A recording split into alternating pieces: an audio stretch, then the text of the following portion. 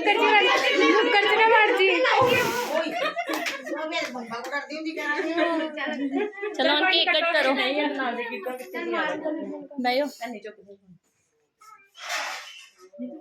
Video चाहिए बनानी या कोई फोटो खींचा तू फोटो एक चलो विश कर दो, विश करो चाची, चाची विश करो। Happy birthday to you. चलो केक कट करो।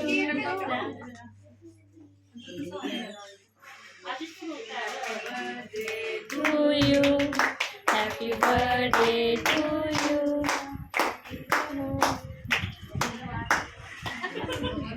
चमचा ले ना एक प्लेट का चम्मच दे साइड आला नहीं